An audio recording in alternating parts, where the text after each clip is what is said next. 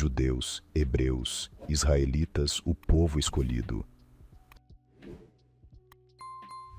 São conhecidos por muitos nomes e são um dos povos mais antigos que habitam o mundo hoje, e ainda assim, sua verdadeira história é relativamente desconhecida. Fizeram uma aliança com Deus, cujos nomes são proibidos de sequer pronunciar. Desde muito cedo em sua história, testemunharam milagres e interagiram com seres sobrenaturais. Sábios judeus e cabalistas são detentores de um conhecimento arcano surpreendente, ao qual poucas pessoas têm acesso.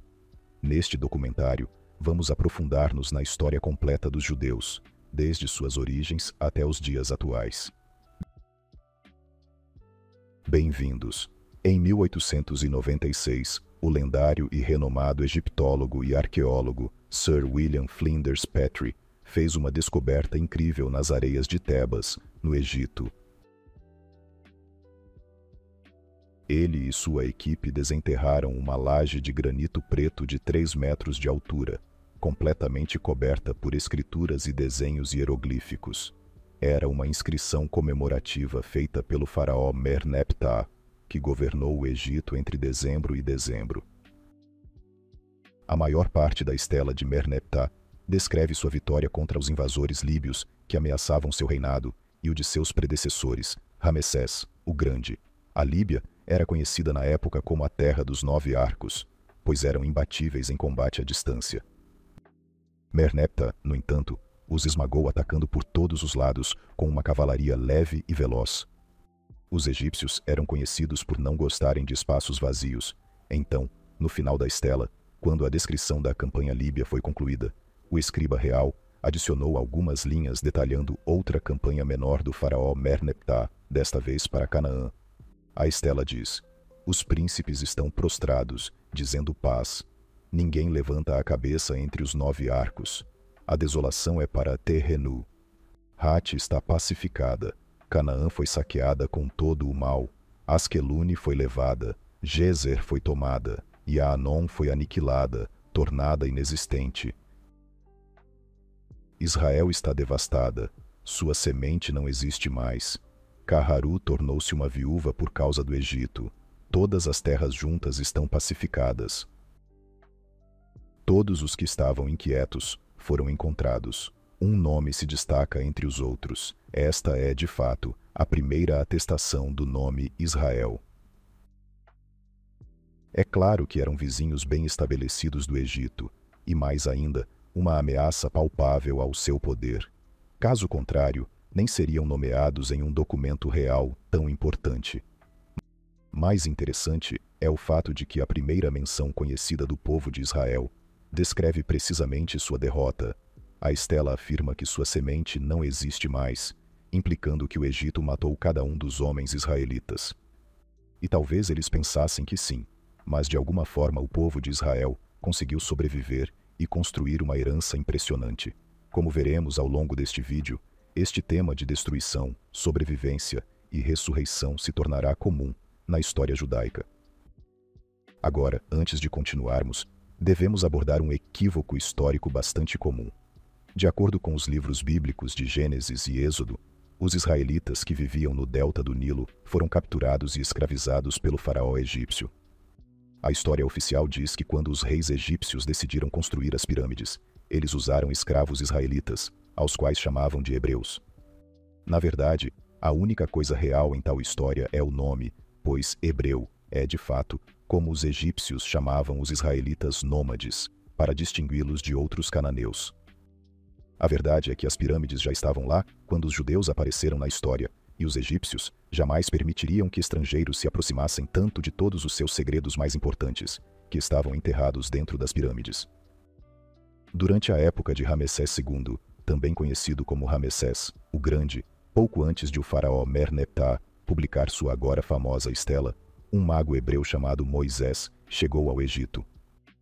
A Bíblia afirma que ele foi impelido a libertar os escravos hebreus pelo único Deus verdadeiro, Yahweh, que se apresentou na forma de uma sarça ardente no topo do Monte Horebe. Mas a verdade é muito mais interessante do que isso.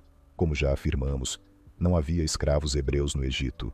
Os únicos hebreus que viviam no Egito haviam se estabelecido na área do Delta do Norte, uma zona verde e fértil, onde cultivavam seus alimentos e comercializavam com cananeus e líbios nômades.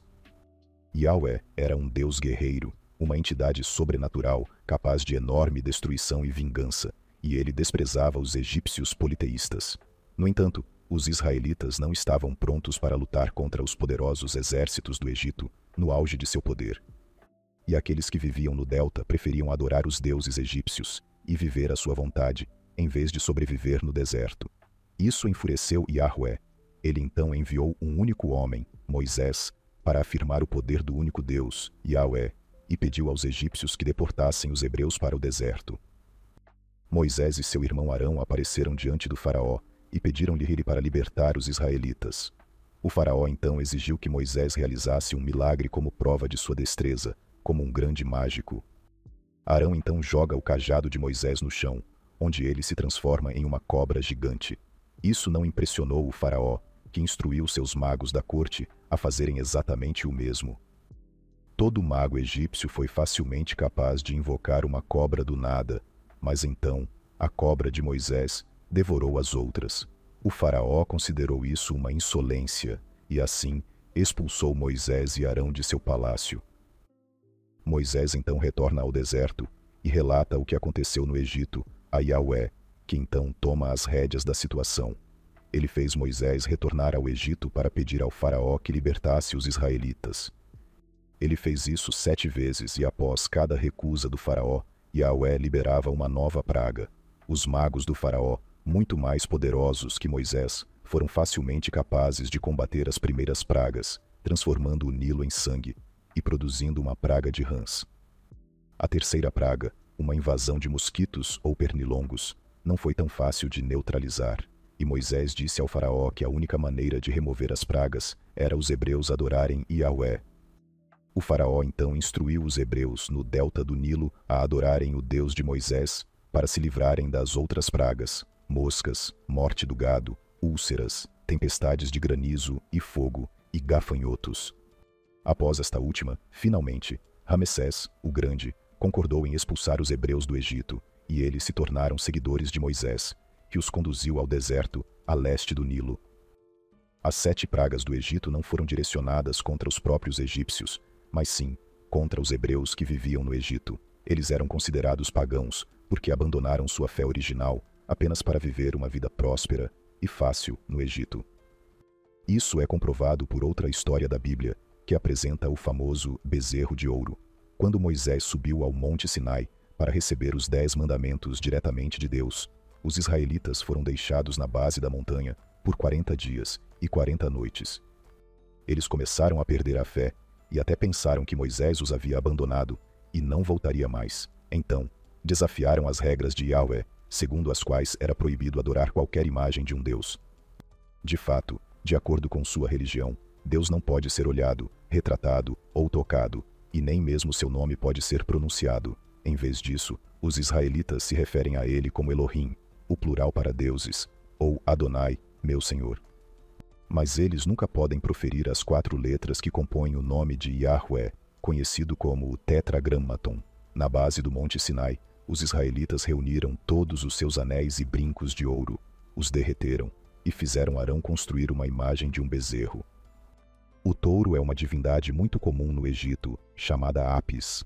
Apis era um deus do submundo, mas também da fertilidade.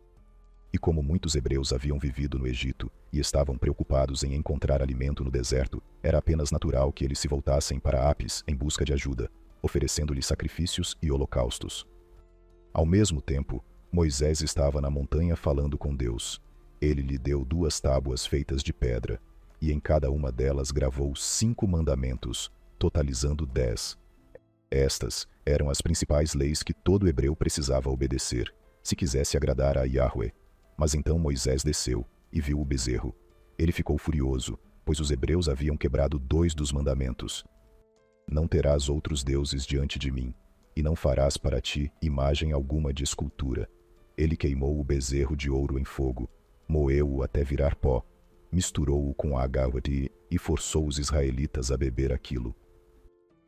No texto bíblico, é dito que nem todo israelita adorou o bezerro. Agora, neste ponto, são necessárias algumas precisões sobre as origens dos israelitas. O ancestral tradicional de todos os israelitas é o patriarca Jacó, o irmão gêmeo de Esaú. Rebeca, sua mãe, foi informada por Yahvé que seus 2 filhos cresceriam e fundariam uma grande nação, mas que Esaú acabaria servindo a Jacó. Esaú fundou Edom, e Jacó mudou seu nome para Israel, depois de encontrar um misterioso estranho, um antigo astronauta que parecia conhecer todos os segredos daquela terra. Este não foi o único encontro que Jacó teve com seres extraterrestres. Quando ele fugiu de sua casa com medo de seu irmão e buscou refúgio na Mesopotâmia, teve um sonho no qual pôde ver um estranho dispositivo que conectava a Terra e o espaço. Não sabendo uma palavra melhor para esta máquina de transporte, ele a chamou de escada, e pôde ver extraterrestres que ele considerou anjos, viajando entre a terra e os céus. Foi aqui que ele encontrou o próprio Yahvé. Yahvé desceu à terra para dizer a Jacó que havia feito uma aliança com seu avô Abraão. Ele prometeu a Jacó que seu povo governaria a terra de Canaã, desde que ele tivesse muitos filhos para ocupá-la. Assim, Jacó teve 13 filhos, e se estabeleceu no Egito com alguns deles, mas outros se dispersaram pelo norte da África e pela Ásia. Seus filhos formaram cada um uma tribo independente ou uma família estendida. No entanto, a história bíblica nomeia apenas 12 tribos de Israel, e tem havido especulações sobre o que aconteceu com a 13ª tribo perdida. Retornaremos a este tópico mais tarde. A Bíblia está repleta de histórias sobre pessoas cujas vidas foram incrivelmente longas e, sugestivamente, todas essas pessoas tiveram encontros com seres extraterrestres. Jacó morreu no Egito aos 147 anos. Isso aconteceu 500 anos antes de Moisés vir para resgatar os hebreus do Egito. Agora, voltando ao Monte Sinai e ao bezerro de ouro, disse que apenas uma das tribos, chamada de Levitas, porque descendiam de um dos filhos de Jacó, chamado Levi, recusou-se a adorar o bezerro de ouro. Eles foram assim poupados por Moisés, mas ele desencadeou sua ira contra o resto das tribos, assassinando entre 3.000 e 23 judeus naquela mesma noite. Daquela noite em diante, e apenas porque os israelitas se envolveram em ritos religiosos que conheciam há séculos, toda a sua geração foi proibida de entrar na terra prometida. Somente depois que todos estivessem mortos, seus filhos puderam finalmente se estabelecer em Canaã, a terra do mel e do leite. Além disso, daquele ponto em diante, apenas membros da tribo de Levi poderiam ser considerados sacerdotes judeus. Agora, quem era este Deus vingativo, incrivelmente cruel e destrutivo, Yahvé? Graças ao trabalho de historiadores, teólogos e arqueólogos, aprendemos muito sobre as religiões no Antigo Oriente Próximo. Há uma exceção, no entanto. Seu nome está envolto em mistério, pois não pertence a nenhuma língua falada na época. Por essa razão, especula-se que seu nome não seja de origem terrestre. E pela mesma razão, seus seguidores são proibidos de proferir seu nome. Não só isso, Yahvé nunca revelou seu nome a Jacó ou Abraão. Eles passaram séculos adorando um Deus desconhecido, antes de revelar as 4 letras hebraicas de seu nome a Moisés. As origens do culto a Yahvé são muito mais transparentes. A teoria mais amplamente aceita sugere que Yahvé se originou como uma divindade menor no sul de Canaã.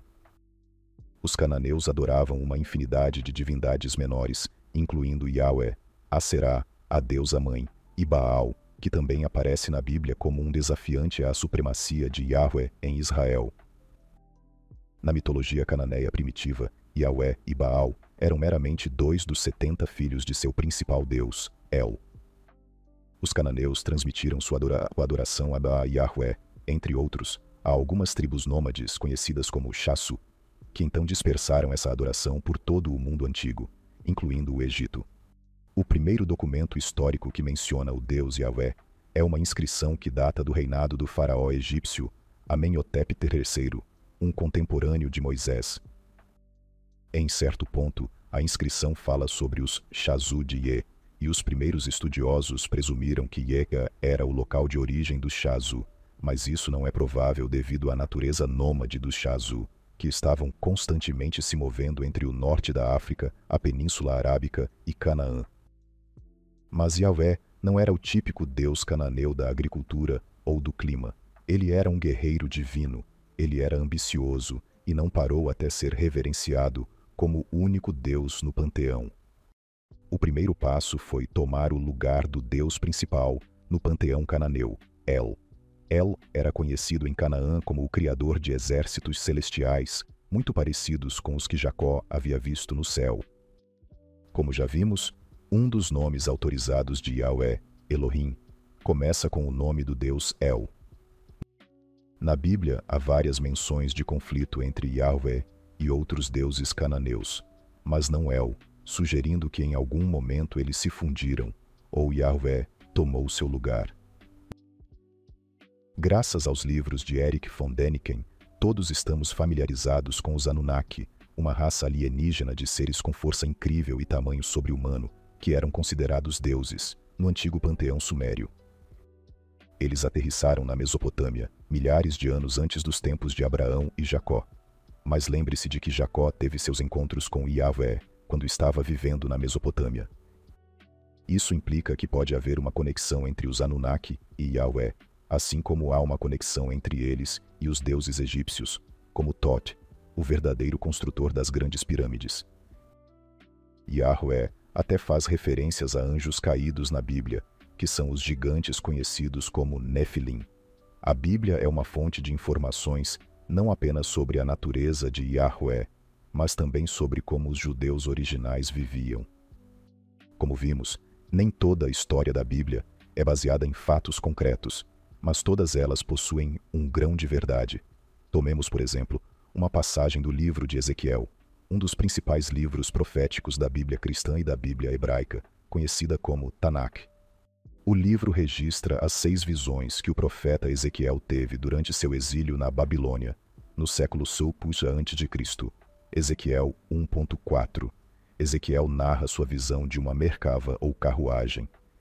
Isso se tornou importante na Idade Média, com a fundação de toda uma escola de pensamento cabalístico chamada misticismo da merkava. Na realidade, a visão de Ezequiel descreve um encontro próximo com seres extraterrestres. Em seu relato, a carruagem celestial era conduzida por uma semelhança de homem, apenas maior. O veículo tinha 4 rodas e era puxado por 4 criaturas humanoides, cada uma com 2 pares de asas e rostos, que mesclavam características animais e humanas. Esta era, na verdade, uma nave espacial, um veículo que astronautas antigos usavam para viajar de e para a Terra. A Bíblia está repleta de referências a veículos impossíveis, incluindo a Arca de Noé, um navio tão grande que todas as espécies de animais da Terra cabiam dentro dele. A história de Noé também ajuda a mostrar como a Bíblia é inspirada por outros textos da época. A epopeia de Gilgamesh, mesopotâmica, composta muito antes da Bíblia, possui um mito semelhante sobre um grande dilúvio. Nesta história, o Deus Supremo, Enlil, decide destruir o mundo com um dilúvio, porque os humanos se tornaram excessivamente barulhentos. O Deus da Terra, Ea, o Criador da humanidade a partir do barro, adverte um herói chamado Utnapishtim sobre a destruição que está prestes a acontecer e lhe dá instruções para construir um barco gigante para superar o dilúvio. Como sabemos, esta é exatamente a mesma história de Noé e a Arca da Bíblia, e as semelhanças não terminam por aí. O mito da criação babilônico chamado Enuma Elish é muito semelhante à criação descrita em Gênesis 1, incluindo a criação do mundo a partir da água, a separação da escuridão e da luz, e o estabelecimento da ordem por uma única e poderosa divindade. A Bíblia está repleta de relatos de avistamentos de seres celestiais. Alguns textos judaicos canônicos, como Salmos 19:2, afirmam que os céus declaram a glória de Deus, implicando que a adoração a Yahvé não se restringe aos humanos na terra, mas também a seres celestiais que vivem além dos céus.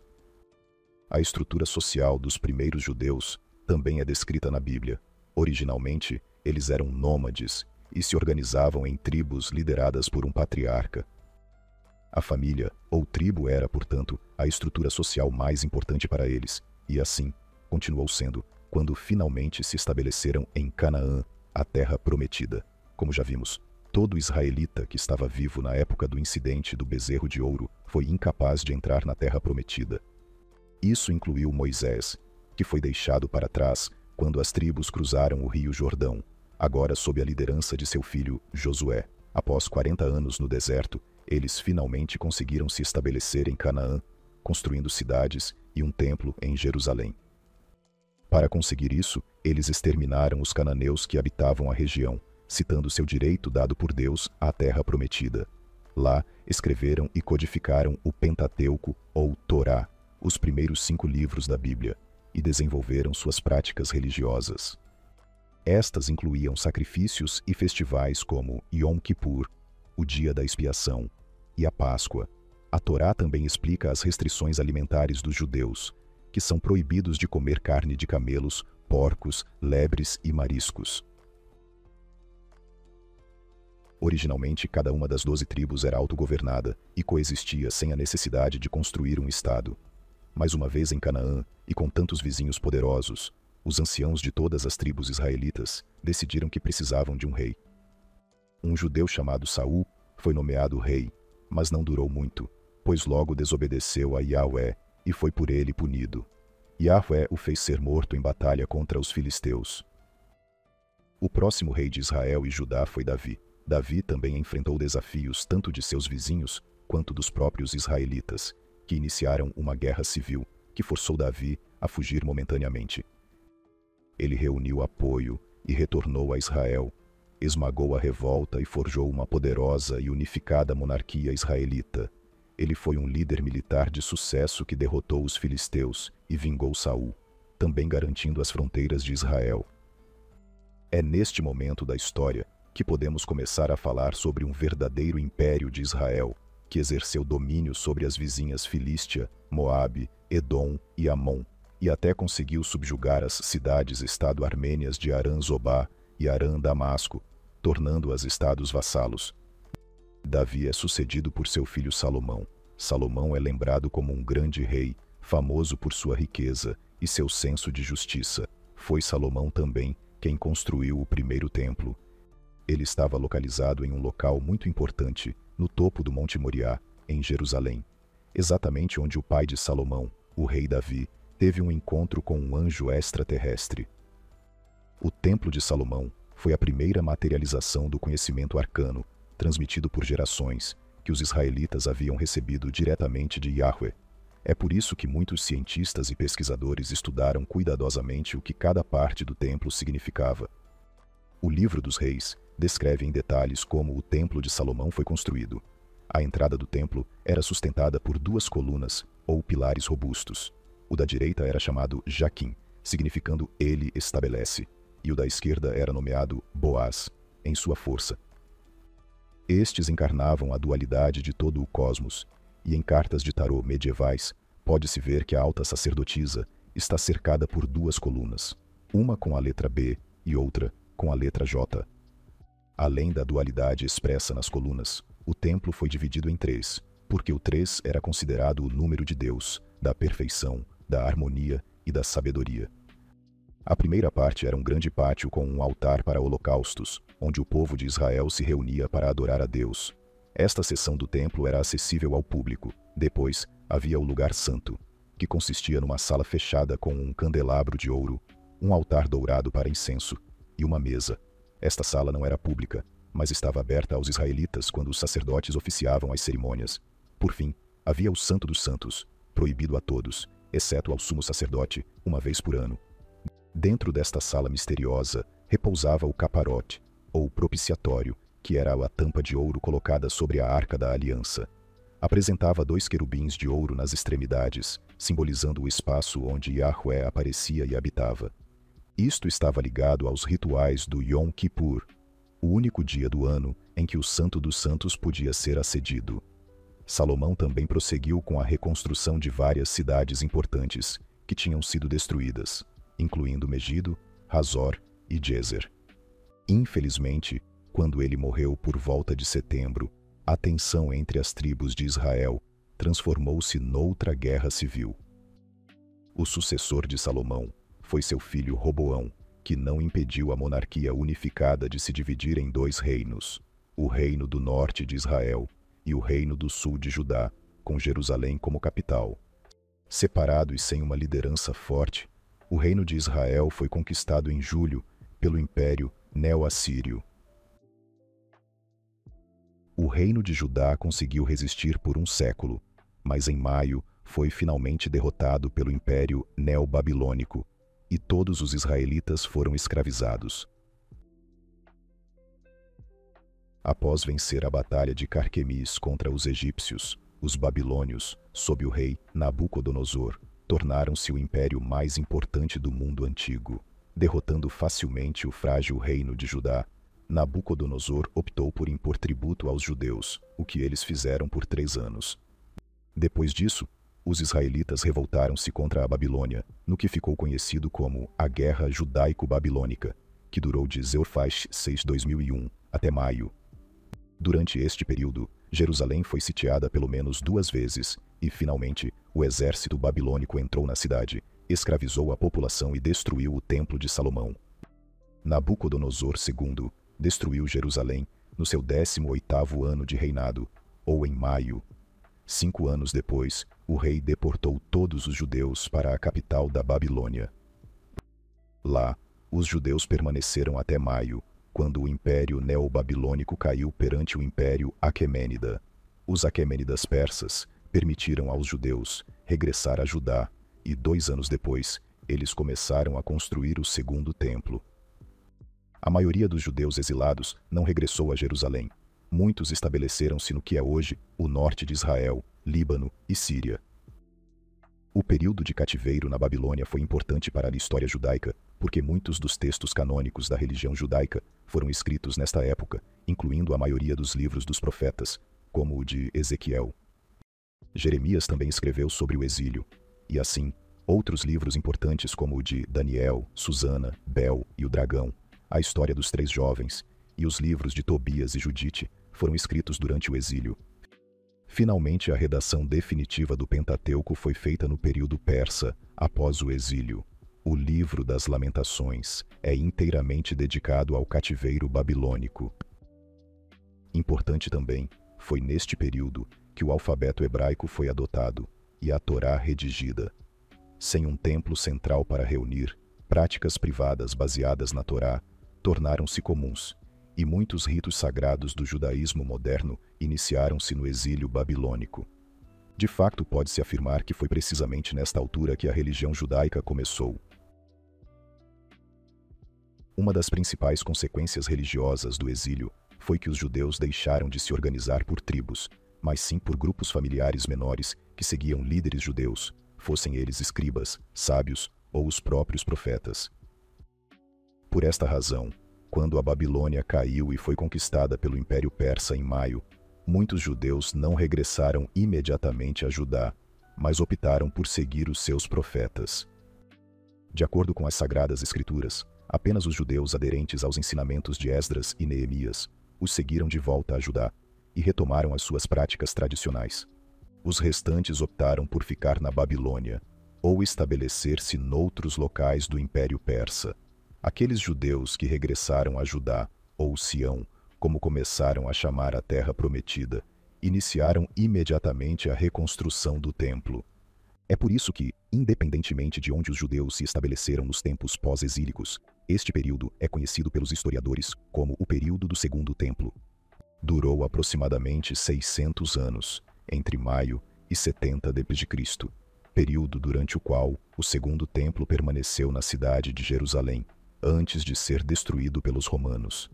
Este foi um período altamente conflituoso, em que o reino de Judá desfrutou de certa liberdade, apenas para ser mais tarde anexado ao Império Helenístico, ao Reino Ptolemaico, ao Império Seleucida e a Roma. Pouco depois da conquista, o rei persa Ciro, o Grande, emitiu uma lei conhecida como o Édito de Ciro, na qual encorajava exilados de diferentes origens a regressar às suas terras natais.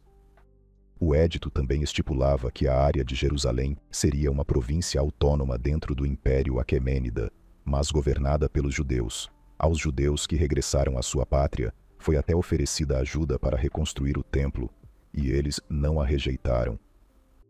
A era persa lançou as bases para a religião judaica unificada e o início de um cânone escriturístico. A Torá final, que tinha sido redigida durante o exílio, foi concluída durante o período persa. Foi o profeta Esdras quem teve um papel fulcral na sua promulgação. Primeiro, Jerusalém foi construída e, embora o templo estivesse terminado, não tinha a mesma significância e importância que nos tempos de Salomão. Em março, o Império Persa foi conquistado pelos exércitos macedônios de Alexandre, o Grande. Alexandre não permaneceu muito tempo em nenhuma das suas possessões, mas continuou a conquistar terras até chegar ao rio Indo. Após regressar, ele morreu na Babilônia, em circunstâncias misteriosas, aos 32 anos.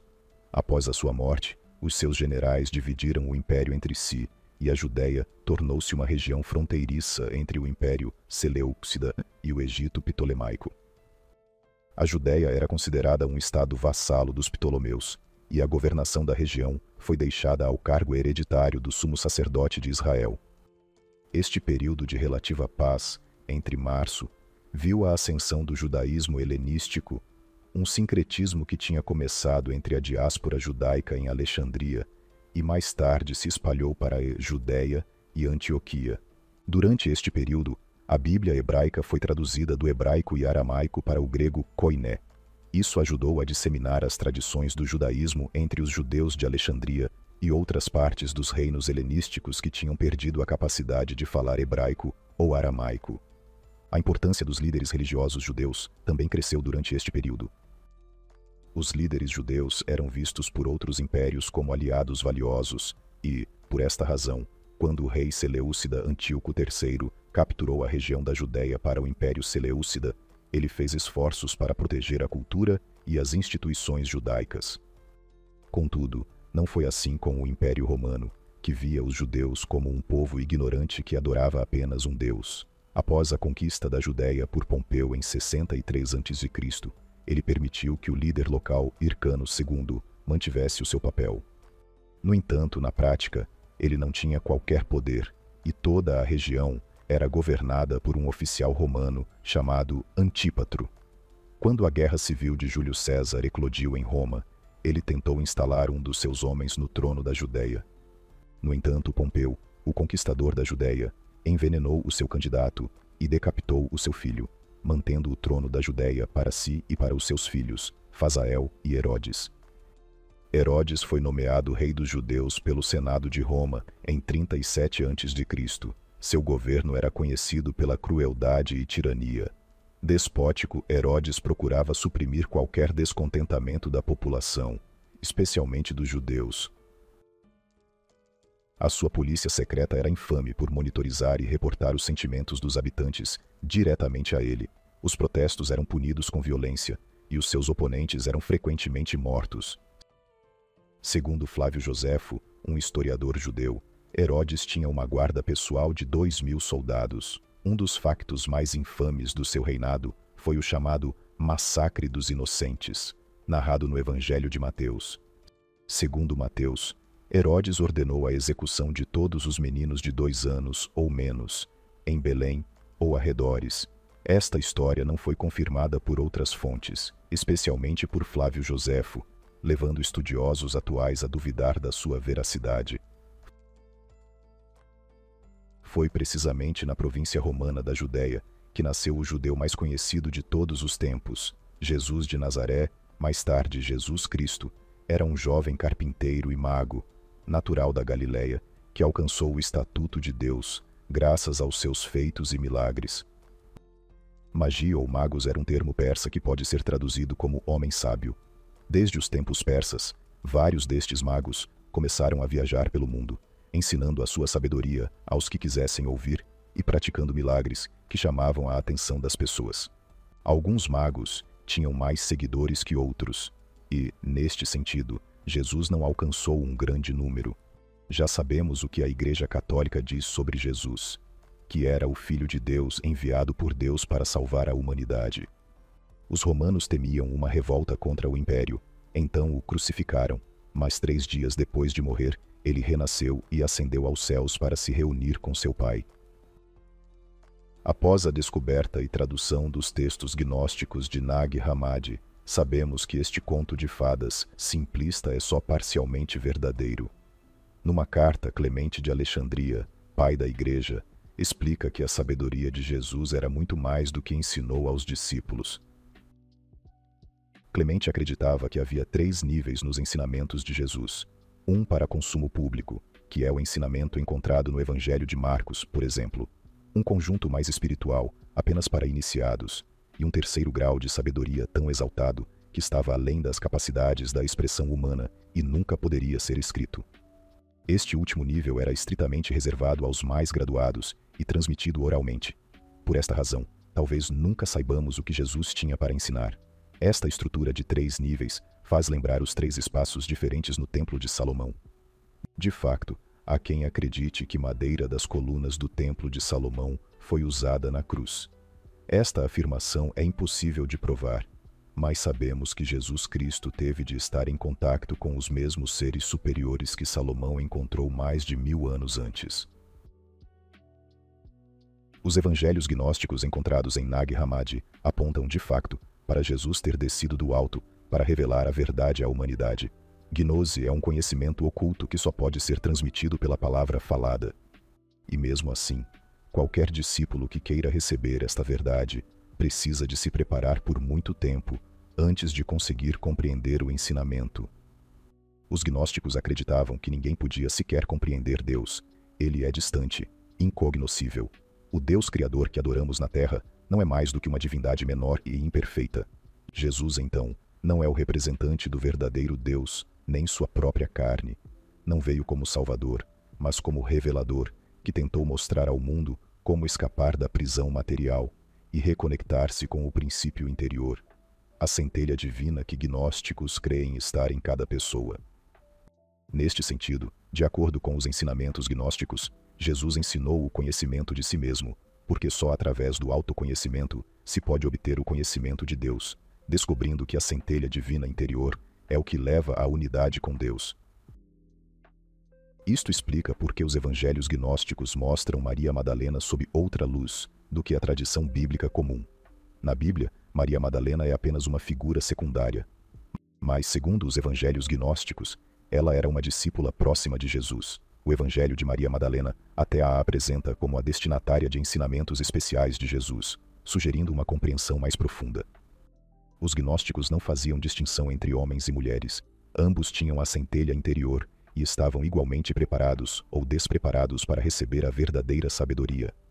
No Evangelho de Filipe, Jesus é até dito ter amado Maria Madalena mais do que outras mulheres, o que é confirmado por um fragmento encontrado há 10 anos, que fala de Maria Madalena como esposa de Jesus. Mas Jesus não foi o único judeu a ser perseguido em Roma. Os romanos estavam acostumados a assimilar os povos conquistados na sua esfera cultural, então eles entraram em conflito com o povo judeu que não trairia o seu monoteísmo estrito. Por sua vez, as práticas politeístas romanas e o culto ao imperador eram vistos como idolatria pelos judeus e, portanto, um pecado mortal, de acordo com os mandamentos. Após o governo tirânico de Herodes, outros romanos também trataram os judeus cruelmente, alimentando um sentimento nacionalista e crescente resistência ao domínio romano.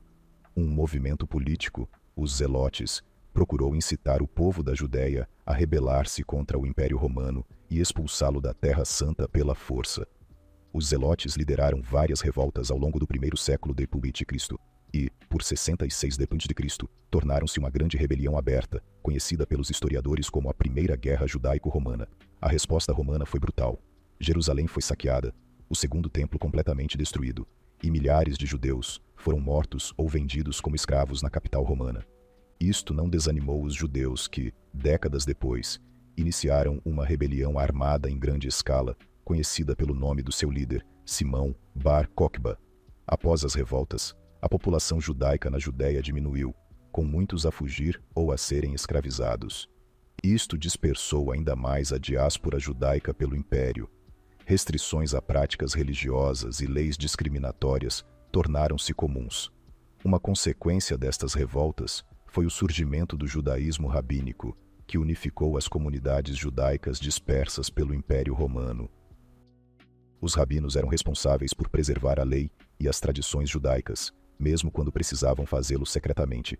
Isso deu aos judeus um senso de identidade face ao domínio romano. Um legado de complexidade, a relação entre judeus e romanos no Império desafiava uma categorização fácil. Períodos de tolerância coexistiram com repressão brutal. O legado é complexo, marcado tanto pela cooperação quanto pelo conflito. Os evangelhos gnósticos, por exemplo, refletem algumas dessas tensões, com alguns retratando uma coexistência mais harmoniosa, enquanto outros sugerem resistência judaica ao domínio romano. Paradoxalmente, o reinado de Nero não foi negativo para os judeus. Tal como o seu tio Calígula, o imperador Nero tinha uma reputação de loucura e crueldade. No entanto, um aspecto interessante e negligenciado do seu reinado foi a relação entre Nero e os judeus. Em 62 d.C., Nero casou-se com uma jovem aristocrata chamada Popeia Sabina. As fontes antigas afirmam que foi Popeia quem matou a ex-esposa de Nero, Otávia, e o seu tutor, o filósofo Sêneca. Aparentemente, ela não desgostava dos judeus e interveio em 2 ocasiões separadas para impedir que o marido tomasse medidas contra eles. Isso significava que, enquanto Nero fosse imperador, os judeus estavam relativamente livres e protegidos. O mesmo Nero foi responsável pelo grande incêndio de Roma em 64 d.C. A Idade Média é frequentemente retratada como Idade das Trevas, onde nada culturalmente significativo aconteceu, e a relação entre pessoas e estados era governada pela violência. Mas isso está longe da verdade, pois a maioria das correntes filosóficas modernas começou na Idade Média. Universidades surgiram na Europa nos séculos XII e XIII, e traduções de textos antigos foram tentadas não só na Europa, mas também no mundo muçulmano. A Idade Média foi a época em que o conhecimento cabalístico foi desenvolvido. Esta era um ramo do judaísmo caracterizado pelos seus ensinamentos esotéricos, e foi mais tarde adaptado ao esoterismo ocidental, a cabala cristã e a cabala hermética. A cabala judaica foi produto de profundo pensamento e discussão entre rabinos. Como o Jesus gnóstico, preocupavam-se em explicar a relação entre o Deus eterno que chamavam Ein Sof, o infinito, e um universo finito criado por Deus. Homens mortais fazem parte desse universo finito, então podem eles sequer compreender o conceito de divindade sem fim? Uma das peças de erudição mais importantes criadas durante este período é o Zohar, publicado pela primeira vez por Moisés de Leão, no século XIII. Moisés de Leão alegou que era uma obra que registrava os ensinamentos de Simeão ben Yochai, um sábio judeu que viveu no primeiro século d.C. Mas os estudiosos modernos pensam que foi o próprio de Leão quem escreveu o livro. O Zohar contém discussões sobre a natureza de Deus, a origem e estrutura do universo, a natureza das almas, a redenção e as metáforas que relacionam o homem à escuridão e o verdadeiro eu à luz de Deus. Deve-se notar que esta luz de Deus é muito semelhante à centelha interior que foi mencionada nos evangelhos gnósticos que discutiam os ensinamentos de Cristo. E, tal como os evangelhos gnósticos, uma leitura cuidadosa do Zohar oferece uma visão sobre as relações entre os sábios judeus e os poderes extraterrestres superiores. Um rabino cabalista e físico do século XX, chamado Aryeh Kaplan, publicou uma versão crítica da Torá e vários comentários sobre textos cabalísticos, incluindo o Zohar. Após estudar este texto por vários anos, ele concluiu que continham evidências da existência de vida extraterrestre. Textos cabalísticos afirmam claramente que existem 7 terras. Até os estudos de Kaplan, procurava-se que este número correspondesse aos 7 continentes, mas, como Kaplan recorda, o Zohar explica que cada uma destas 7 terras é separada por um firmamento.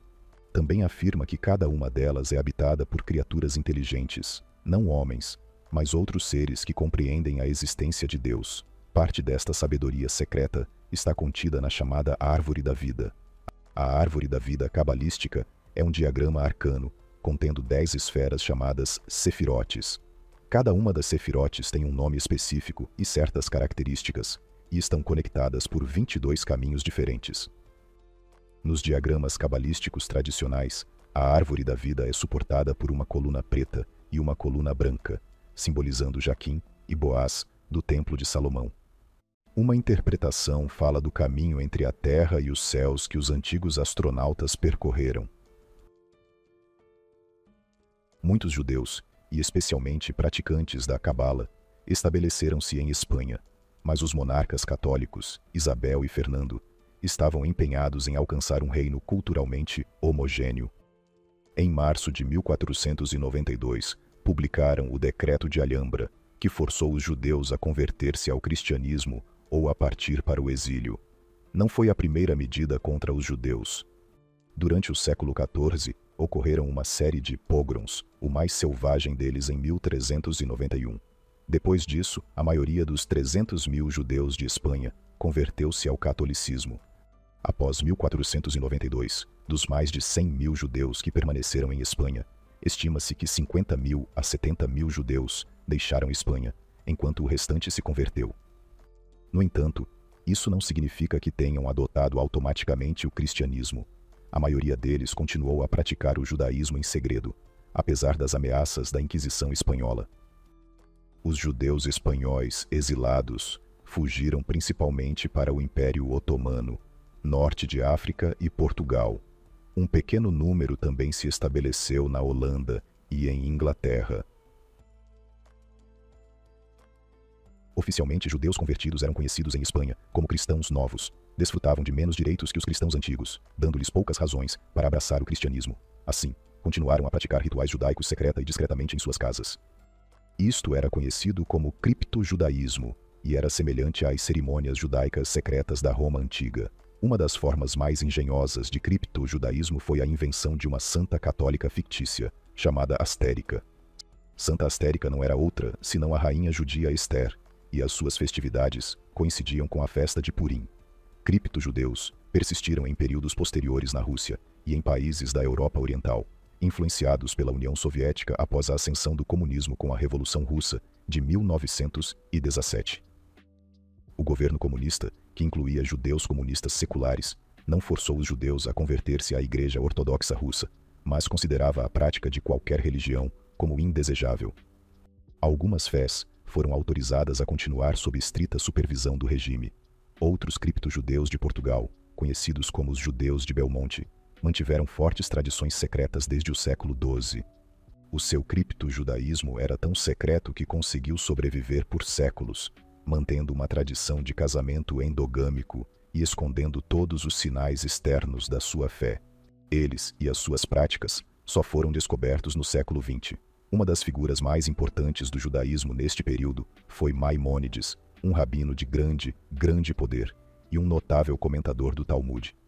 Ele foi um líder influente da comunidade judaica na Península Ibérica. Maimônides sugeriu aos judeus de Espanha que não buscassem o martírio, mas que abandonassem o judaísmo publicamente, mantendo-o em segredo. Mas ele também os incitou a não se converterem ao cristianismo e, em vez disso, a adotarem o Islão como sua religião pública. Ele argumentou que o criptojudaísmo era heróico e não significava que estivessem a trair a sua própria religião e Deus.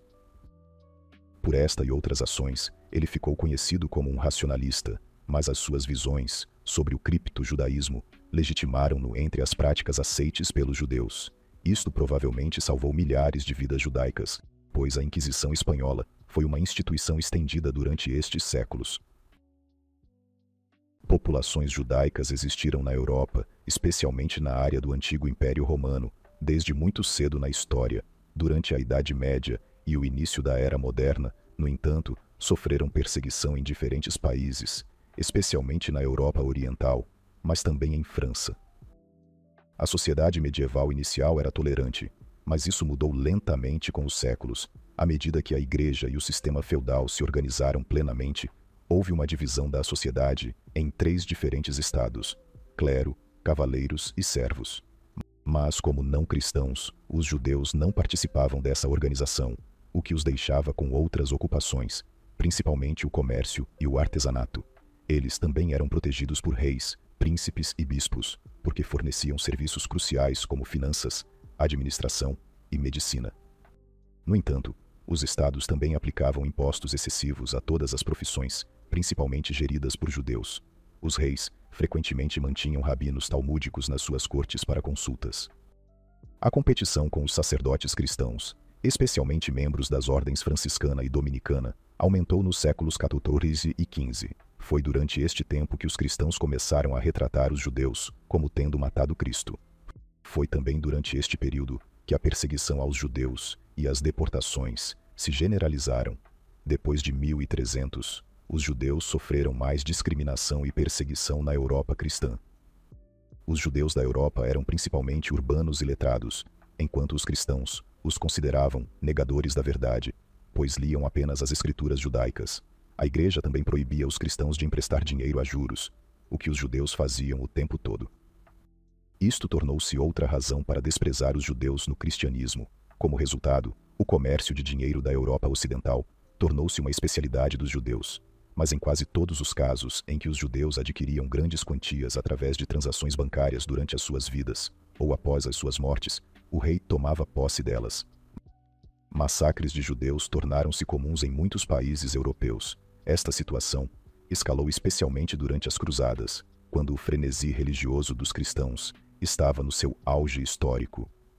Durante a chamada Cruzada Popular de 1096, comunidades judaicas florescentes no Reno e no Danúbio foram completamente destruídas. Na Segunda Cruzada de 1147, os judeus em França foram sujeitos a frequentes massacres. Isto também se repetiu durante as Cruzadas dos Pastores, em dezembro de 1320.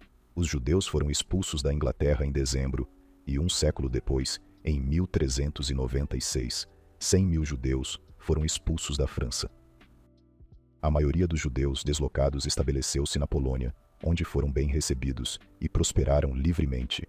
Em algumas cidades-estado no norte da Itália, como Veneza, os judeus eram permitidos a viver dentro das muralhas da cidade, mas não lhes era permitido sair do seu gueto. Esta prática espalhou-se pelo Reino de Itália, onde os judeus eram apreciados como agiotas e comerciantes, mas desprezados em termos de religião e cultura. Em algumas cidades, os judeus que saíam dos seus guetos tinham de usar uma estrela de David amarela para os identificar. Indesejados na maior parte da Europa, os judeus começaram a migrar para a América do Norte, seguindo os cultos protestantes. Os protestantes também eram perseguidos, por vezes ainda mais ferozmente do que os judeus. Em França, por exemplo, em 1572, ocorreu o Massacre de São Bartolomeu, no qual 30.000 protestantes franceses, conhecidos como huguenotes, foram visados e mortos num único dia. A América era um destino atraente para ambos os grupos devido às suas oportunidades sociais e empresariais, e mais tarde tornou-se um refúgio do perigo do antissemitismo contínuo na Europa. A maioria dos judeus nunca regressou à Europa. A comunidade judaica americana cresceu para cerca de 15.000 em 1840 e para cerca de 250.000 em 1880. A maioria dos judeus migrantes do século XIX veio de países de língua alemã, Áustria e Alemanha, e geralmente dedicava-se ao comércio, à manufatura e operava lojas de roupas em muitas cidades. Este número cresceu muito entre 1880 e o início da Primeira Guerra Mundial, em 1914, pois 2 milhões de judeus askenazes falantes de Yiddish imigraram de comunidades da diáspora na Europa Oriental, onde a vida era insustentável devido a frequentes pogroms. Eles vieram de comunidades da diáspora judaica na Rússia, Polônia, Lituânia e nas porções da Polônia, controladas pelos russos. Este último grupo concentrou-se na cidade de Nova York, onde são uma comunidade poderosa ainda hoje. Sião é um nome que aparece na Bíblia e refere-se à colina em Jerusalém, onde o primeiro e o segundo templo se ergueram, ou à própria Jerusalém. Como vimos, alguns dos profetas lideraram um regresso a Sião, após o cativeiro babilônico. Esta ideia foi reflutuada durante as décadas de 1870 e 1880, principalmente graças à pressão secular para que os judeus deixassem a Europa. No entanto, não havia um Estado judeu no Médio Oriente há milênios, e a área era ocupada por outros povos. No início, começaram a discutir a imigração em massa para a Síria otomana, com o objetivo de restabelecer um Estado judeu na Palestina e cumprir as profecias bíblicas contidas no Talmud. Após o decreto de Ciro, o regresso a Sião tornou-se uma importante reivindicação política para todos os judeus. Eles chamaram a migração para Jerusalém de Aliyá. Figuras judaicas influentes começaram a discutir a possibilidade de promulgar a Aliyá. O movimento sionista foi oficialmente fundado em 1884 na Convenção de Katowice e, mais tarde, o Congresso Sionista Mundial, de 1897 foi dominado pela figura de Theodor Herzl, o principal ativista que procurou estabelecer um Estado para os judeus. Herzl e outros judeus fizeram uso dos seus contactos em diferentes lugares de poder na Europa, principalmente na Inglaterra. Após a Primeira Guerra Mundial, parecia que as condições que tornavam possível aos judeus estabelecer tal Estado haviam chegado. O Reino Unido tinha capturado a Palestina do Império Otomano, e os judeus começaram a pressionar o governo para lhes dar o controle da Palestina. Neste contexto, Arthur James Balfour, o secretário de Relações Exteriores britânico, emitiu a declaração na forma de uma carta a Lionel Walter Rothschild, um proeminente líder da comunidade judaica britânica e um sionista. Nesta carta, datada de 1917, Balfour expressou o apoio do governo britânico ao estabelecimento de um lar nacional para o povo judeu na Palestina. Em 1920, o mandato britânico da Palestina foi estabelecido e o pró-judeu Herbert Samuel foi nomeado Alto Comissário da Palestina. Nos anos seguintes, ocorreram várias grandes ondas de imigração judaica para a Palestina. Os coabitantes árabes da Palestina eram hostis ao aumento da imigração judaica, no entanto, e como resultado, começaram a expressar a sua oposição ao estabelecimento de assentamentos judaicos. E também começaram a expressar a sua oposição à política pró-judaica do governo britânico de formas violentas. Após os motins árabes de 1920 e os motins de Jaffa de 1921, a liderança judaica na Palestina acreditava que os britânicos não tinham desejo de confrontar gangues árabes locais e puni-los pelos seus ataques aos judeus palestinianos. Oficiais ingleses simplesmente decidiram que não tinham quaisquer responsabilidades neste conflito entre os dois grupos estrangeiros. 600 mil muçulmanos viviam na Palestina em 1922, bem como 94 mil judeus. Grandes motins ocorreram durante 1929 e, mais tarde, na Revolta Árabe de 1936 a 1939, na Palestina. O Reino Unido, vendo este aumento da violência, começou então a inclinar-se para uma solução binacional, apoiando o estabelecimento de um Estado árabe e de um Estado judeu. No entanto, em 1939, os judeus tinham outras preocupações mais prementes. Em 1939, a Alemanha nazi invadiu a Polônia, provocando uma declaração de guerra da França e da Grã-Bretanha. Os sonhos de Hitler incluíam uma Alemanha racialmente homogênea. Isto significava expulsar todos os judeus da Alemanha, mas ele não queria que levassem as suas posses. Em vez disso, foi aprovada uma legislação cada vez mais discriminatória, permitindo ao Estado alemão desapossar os judeus. Isto rendeu milhares de milhões de marcos alemães, permitindo o rearmamento do país. Os nazis desenvolveram a sua ideologia baseada no racismo e na busca do que chamavam de espaço vital. Desde que Hitler foi empossado em 1933, o regime aprovou leis anti-judaicas, encorajou o assédio e até orquestrou um pogrom nacional em novembro de 1938, conhecido como a Noite dos Cristais Quebrados. Depois de a Alemanha invadir a Polônia em setembro de 1939, as autoridades de ocupação começaram a estabelecer guetos para segregar os judeus. Durante a Segunda Guerra Mundial, a Alemanha começou a construir campos de concentração onde a população judaica era enviada para fazer trabalhos forçados. Mas, em 1941, devido aos custos crescentes de manter uma grande população de campos e às pressões da economia de guerra, decidiu-se que judeus e outros prisioneiros seriam eliminados. Entre 1941 e o fim da guerra em 1945, a Alemanha assassinou sistematicamente cerca de 6 milhões de judeus, aproximadamente 2/3 da população judaica da Europa. Estes assassinatos em massa foram inicialmente realizados através de fuzilamentos em massa, mas mais tarde foram implementadas câmaras de gás venenosas. Após a invasão da União Soviética em junho de 1941, 2 milhões de judeus foram fuzilados por forças alemãs e colaboradores locais. A propriedade, casas e empregos pertencentes aos judeus assassinados foram redistribuídos aos ocupantes alemães e a outros não-judeus. Embora a maioria das vítimas do Holocausto tenha morrido em 1942, os assassinatos continuaram a uma taxa mais baixa até o fim da guerra em maio de 1945. Perseguições nazis separadas mataram um número semelhante ou maior de civis não-judeus e prisioneiros de guerra. Muitos sobreviventes judeus imigraram para fora da Europa após a guerra. Muitos deles procuraram refúgio na América do Sul e do Norte. Muitos oficiais alemães também fugiram para a América do Sul e Antártida. Após a guerra, o movimento sionista retomou os seus planos para um Estado judeu na Palestina. Em 1945, as organizações de resistência judaica na Palestina estabeleceram o Movimento de Resistência Judaica. Era uma organização paramilitar que atacava alvos muçulmanos na Palestina em estilo de guerrilha.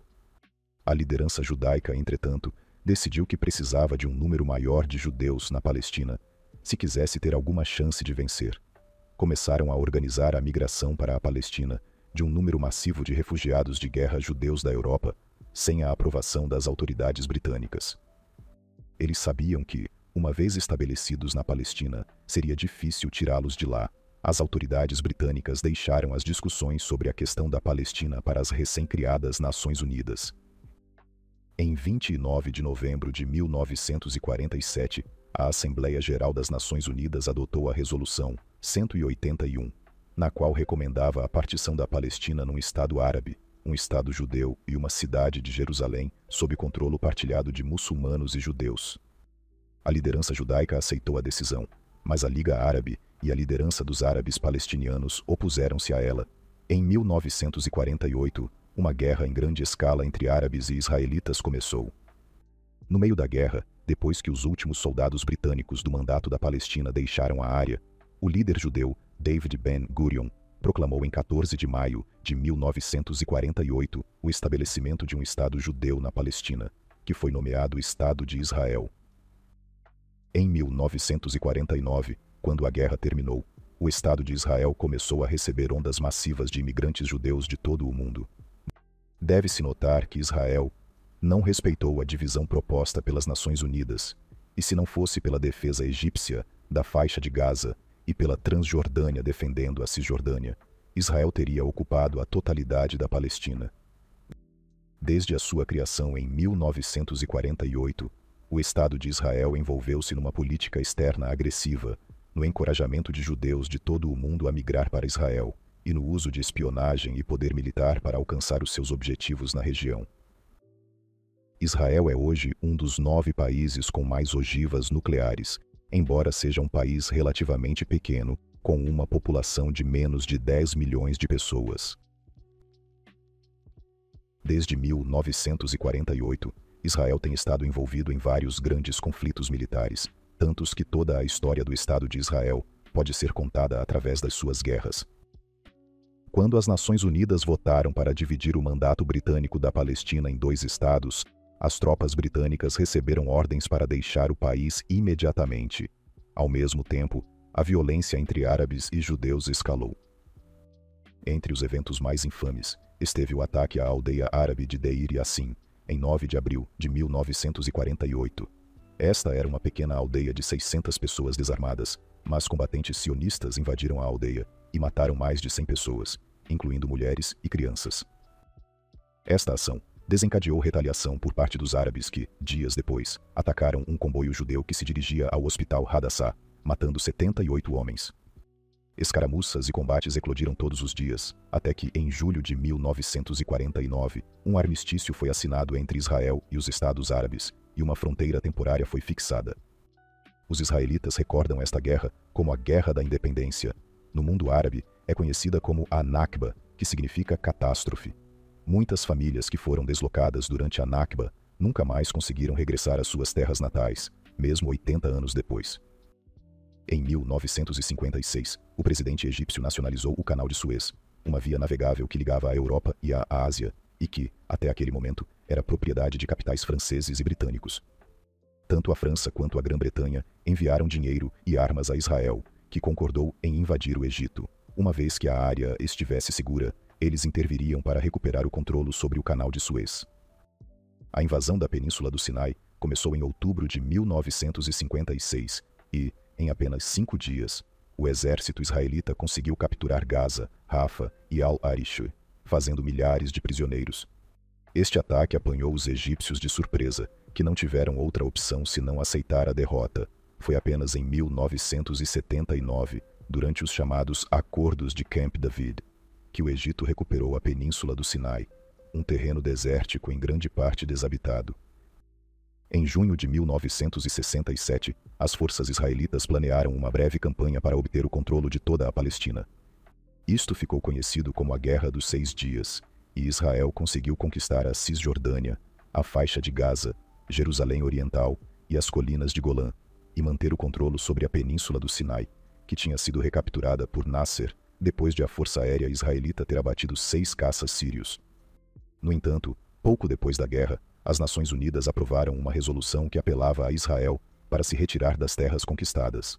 Após a Guerra dos 6 Dias, surgiram combates esporádicos em diferentes partes do país. Isto transformou-se numa guerra em grande escala em 1973. Em 6 de outubro, o dia sagrado judaico de Yom Kippur, Israel foi apanhado de surpresa pelas forças egípcias que cruzavam o Canal de Suez e pelas forças sírias que entravam nas colinas de Golã. Os exércitos árabes mostraram maior agressividade e capacidade de combate do que nas guerras anteriores, e as forças israelitas sofreram pesadas baixas. Os combates, que duraram durante o mês sagrado islâmico do Ramadão, terminaram em 26 de outubro. Israel assinou um acordo formal de cessar-fogo com o Egito em 11 de novembro e com a Síria em 31 de maio de 1974. De acordo com os acordos de Camp David de 1979, Israel devolveria a península do Sinai ao Egito em 1982. Mas apenas 6 semanas após a retirada completa de Israel do Sinai, o aumento das tensões entre israelitas e palestinianos resultou no bombardeamento israelita de Beirute e do sul do Líbano, onde a Organização para a Libertação da Palestina tinha a sua sede. No dia seguinte, Israel invadiu o Líbano, e até 14 de junho, as suas forças terrestres alcançaram os arredores de Beirute, que estava cercada, mas o governo israelita concordou em recuar após assinar um cessar-fogo com os palestinianos. Eventualmente, as tropas israelitas retiraram-se de Beirute Ocidental, e o exército israelita tinha se retirado completamente do Líbano até junho de 1985. 20 anos depois, em 2006, a organização nacionalista palestiniana conhecida como Hezbollah lançou uma operação contra Israel para pressionar o país a libertar prisioneiros libaneses, matando vários soldados israelitas no processo e capturando 2. Israel lançou uma ofensiva no sul do Líbano para recuperar os soldados capturados. A guerra durou apenas um mês, mas deixou mais de 1.000 libaneses mortos e cerca de 1 milhão de outros deslocados. A capacidade do Hezbollah de lutar contra as forças de defesa de Israel, até um impasse, valeu-lhe elogios em grande parte do mundo árabe. O último conflito em que os judeus estão envolvidos, e que ainda está em curso hoje, é a limpeza étnica de Gaza e Rafa. Em 7 de outubro de 2023, um grupo nacionalista palestiniano conhecido como Hamas lançou um ataque surpresa da faixa de Gaza para o território controlado por Israel, matando cerca de 1.000 pessoas e fazendo vários prisioneiros. Israel retaliou com força total, iniciando uma crise humanitária que piora a cada dia. Até agora, mais de 30.000 palestinianos foram mortos nos ataques israelitas, incluindo mais de 12.300 crianças e 8.400 mulheres. Acusações de crimes de guerra contra Israel foram feitas depois que os israelitas cortaram o acesso à água, energia e internet na faixa de Gaza, e devido ao número extremamente elevado de vítimas civis.